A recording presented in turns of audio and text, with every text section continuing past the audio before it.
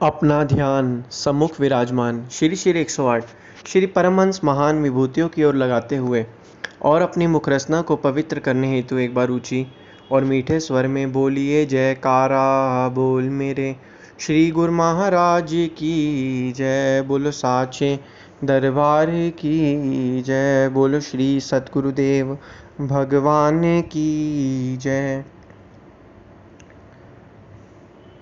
गुरुमुखों, हमारे श्री श्री 108 श्री सद्गुरुदेव दाता दयाल जी महाराज जी, श्री परमहंस दयाल जी महाराज जी ने हम सभी गुरुमुखों पर इतनी कृपा की है और हमें यह समझाया है कि गुरुमुखों को एक साथ मिलकर रहना चाहिए, हमेशा दूसरों की मदद करनी चाहिए।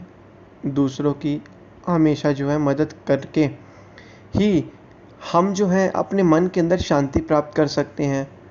हमें हमेशा सभी लोगों की मदद करनी चाहिए, हमें परमार्थ का कार्य करना चाहिए, हम सभी लोगों को मिलजुल कर एक साथ एकता में रहना चाहिए। जितना गुरुमुख जन एकता में मिलकर रहेंगे उतना ही मन को शांति मिलती है। एक दूसरे की मदद करनी चाहिए, उतना ही मन के अंदर विनम्र भाव आता है और हम हमेशा ही सबके लिए सहायक होते हैं। श्री सद्गुरुदेव महाराज जी, श्री परमहंस दयाल जी महाराज जी की यह वचन है कि जितना हो सके हमें सभी लोगों को नाम की कमाई करनी है, क्योंकि ये सब चीज़ें, ये संस्कारी चीज़ें, ये संस्कार हमारे अंदर कहाँ से आते हैं? सिर्फ और सिर्फ नाम की कमाई करने से ही हमारे अंदर ये संस्कार आते हैं। और जितना हम नाम की कमाई करेंगे उतना हमारे मन के अंदर शांति आएगी, जीवन आनंद से व्यतीत होगा। तो यही वक़्त के संतों महापुरुषों ने हमें यह प्रवचन फरमाए हैं कि जितना हो सके हमें नाम सुमिरन आराधन करना है। जितना जितना हम नाम सुमिरन करेंगे उतना उतना हमारा ये मन ये भक्ति में लगेगा, ये सभी चीज़ों से हट जाएगा, मन को शांति मिलेगी, जीवन आनंद से व्यतीत होगा। लेकिन हम जैसे और आप जैसे ये जो गुरुमुख हैं, हमें वक़्त के संतों महापुरुषों की चरण शरण मिली है और वह हमें यही कहते हैं कि हमें हमेशा एकता में रहना चाहिए। एकता में मिलकर रहेंगे तो सभी के सभी लोग जो भी सभी चीज़ें हम साथ मिलकर रहेंगे तो सभी चीज़ें हमारे हमेशा साथ ही रहती हैं। अगर हम एकता में नहीं रहते तो हमें मुश्किलों का सामना भी करना पड़ सकता है। इसी प्रकार एक बार की बात है, एक किसान था। उस किसान के 4 बेटे थे। वे चारों बेटे बहुत ही गर्म स्वभाव के थे। वे चारों बेटे थे आपस में एक दूसरे से लड़ते रहते थे। कहीं भी जाते थे वहाँ पे लड़ते थे, एक साथ काम करते थे तब भी लड़ते रहते थे। एक साथ थे बिल्कुल रहते ही नहीं थे, आपस में एक दूसरे से लड़ते रहते थे। तो इसी प्रकार आपस में एक दूसरे से लड़ते रहते थे।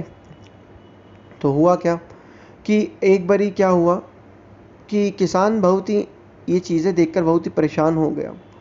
किसान ने एक दिन सोचा, एक तरकीब अपनाई और उसने एक दिन जो लक्कड़ के जो गट्ठे होते हैं, जो लकड़ियों का ढेर होता है, अपने हर एक बेटे को दे दी और हर एक बेटे को कहा कि इस पूरे जो लक्कड़ का जो ये गट्ठा है, जो वो है, इसको तोड़ के दिखाओ। तो सभी जो भाई थे एक दूसरे का मजाक उड़ाने लगे कि तुम में दम नहीं है, तुम ये नहीं तोड़ पाओगे, तुम में इतनी जान ही नहीं है, तुम ये तोड़ पाओगे। तो एक दूसरे का मजाक उड़ाने लगे। मजाक उड़ाने के बाद हर एक भाई ने जो थी, चारों भाइयों में से हर एक ने एक एक बारी एक कोशिश करी और लक्कड़ के जो गट्ठे थे, जो जिसमें बहुत सारी लकड़ियाँ थे, उनको तोड़ने की कोशिश करी। पहले भाई से वह नहीं टूटा, फिर दूसरे ने कोशिश करी, दूसरे से भी नहीं टूटा, फिर तीसरे ने कोशिश करी, तीसरे से भी नहीं टूटा, फिर चौथे ने कोशिश करी, चौथे से भी नहीं टूटा। तो फिर इसी प्रकार सभी कोशिश करने के बाद चारों के चारों नाकाम हो गए। नाकाम होने के बाद फिर उसके पिताजी ने एक भाई को कहा कि ये जो लक्कड़ के जो गट्ठे हैं, इसके अंदर से एक लकड़ी निकालो। चारों जने इस अपने अपने गट्ठे में से एक लकड़ी निकालो। चारों ने अपने में से एक लकड़ी निकाली और लकड़ी निकालने के बाद उन्होंने कहा, उसके पिता ने, अब इस लकड़ी को तोड़ो। एक लकड़ी निकालने का सभी ने एकदम से लकड़ी को तोड़ दी। तो ठीक इसी प्रकार पिताजी ने यही समझाया, यही शिक्षा देते हुए उनको संबोधित किया और कहा कि इसी प्रकार अगर तुम चारों लोग जो हैं अशांत स्वभाव रखकर आपस में एक दूसरे से लड़कर इस संसार में रहोगे तो कोई भी व्यक्ति तुम्हारा तुम्हें नुकसान पहुंचा सकता है, लेकिन अगर तुम चारों मिलकर रहोगे तो कोई भी तुम्हारा बाल बाका नहीं कर सकता। जिस तरीके से लक्कड़ का उस एक लक्कड़ के गट्ठों के अंदर होने पर जो था कोई भी उसे तोड़ नहीं पा रहा था, क्योंकि वे तब एक साथ एकता में थे। लेकिन जब हमने एक लकड़ी को उसके समूह से अलग किया तो क्या हुआ, उसको हमने आसानी से तोड़ दिया। इसी प्रकार जब आप लोग चारों मिलकर रहोगे तो आपको कोई भी बाल बांका नहीं कर सकता। लेकिन अगर आप चारों जो हैं अलग अलग रहोगे और अलग अलग दूसरे को ही ताना देते रहोगे, एक दूसरे की बुराई करते रहोगे, एक दूसरे को ही बुरा भला कहते रहोगे, तो आपका कोई भी संसार में व्यक्ति जो आपको हानि पहुंचा सकता है। तो इससे आज हमें ये शिक्षा मिलती है कि जितना हो सके अब तुम्हें जो है एक साथ मिलकर रहना है और कभी भी जो है एक साथ मिलकर रहना और आपस में कभी भी जो है भेदभाव नहीं करना। ठीक इसी प्रकार यह बातें सुनकर जो था ये सभी के सभी भाई ने पिताजी के चरणों में प्रणाम किया और कहा, बहुत बहुत शुक्रिया पिताजी, आपने हम लोगों की, हम भाइयों की जो थी, जो हमारी अज्ञानता भरी सोच थी, उसको आपने हमेशा ख़त्म कर दिया। उसके बाद फिर सभी लोग भाई जो थे आपस में एक दूसरे के साथ मिलकर रहने लगे। आपस में खेती बाड़ी का कार्य करते तो मिलकर करते थे, एक दूसरे के साथ प्यार भरी भावना के साथ रहते थे और आपस में कभी नहीं लड़ते थे। ठीक इसी प्रकार वक़्त के संतों महापुरुषों का भी यही कहना है कि हम जितने भी गुरुमुख हैं, हम सभी गुरुमुख हैं, हमें हर एक गुरुमुख को की जो है मदद करनी चाहिए। जिसकी भी ज़रूरत हो, जिसकी भी वो हो, हमें उसकी मदद करनी चाहिए। कभी भी ऐसा नहीं करना चाहिए कि हमें जो है कभी भी ऐसा किसी के साथ नहीं करना चाहिए कि हम किसी को हमारी ज़रूरत हो और हम उसकी मदद ना कर रहे हो। तो जितना जितना हम उसकी मदद करेंगे उतना उतना जो है हमारे मन के अंदर शांति आएगी, जीवन आनंद से व्यतीत होगा। तो यही वक़्त के संतों महापुरुषों का यही कहना है कि जिस इस दुनिया में जो आया है सिर्फ और सिर्फ नाम भक्ति की कमाई करने के लिए आया है।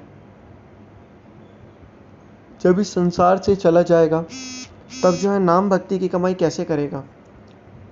नाम भक्ति की जब कमाई करेगा तभी मन के अंदर शांति आएगी, जीवन आनंद से व्यतीत होगा, लोक और परलोक दोनों सुखी होंगे, सुहेले होंगे। तो संतों महापुरुषों का यही कहना है कि किस लिए दुनिया में आया समझा नहीं इस राज को, लग गया रोजी की फिक्र में भूल गया असली बात को।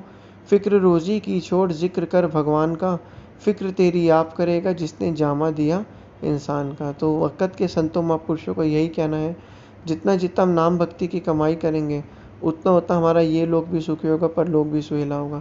अब हमें करना क्या है, एक सच्चा और अच्छा गुरुमुख बन के सभी बाकी लोगों के साथ एकता में रहना है, सभी लोगों की मदद करनी है। एकता में ही कहते हैं ना, एकता में ही बल है।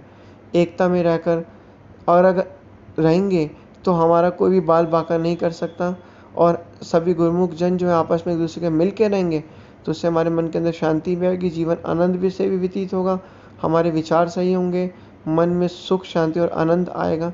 तो यही संतों महापुरुषों ने फरमाया है, यही चीज़ हमें करनी है जिससे हमारा ये लोक भी सुखी होगा और परलोक भी सुहेला होगा। बोलो जयकारा बोल मेरे श्री गुरु महाराज की जय, बोलो साचे दरबार की जय, बोलो श्री सद्गुरुदेव भगवान।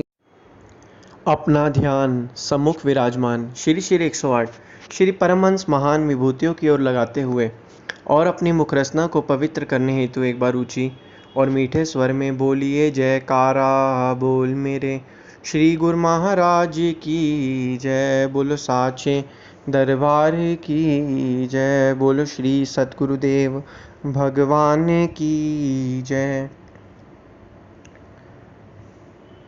गुरुमुखों, हमारे श्री श्री 108 श्री सद्गुरुदेव दाता दयाल जी महाराज जी, श्री परमहंस दयाल जी महाराज जी ने हम सभी गुरुमुखों पर इतनी कृपा की है और हमें यह समझाया है कि गुरुमुखों को एक साथ मिलकर रहना चाहिए, हमेशा दूसरों की मदद करनी चाहिए, दूसरों की हमेशा जो है मदद करके ही हम जो है अपने मन के अंदर शांति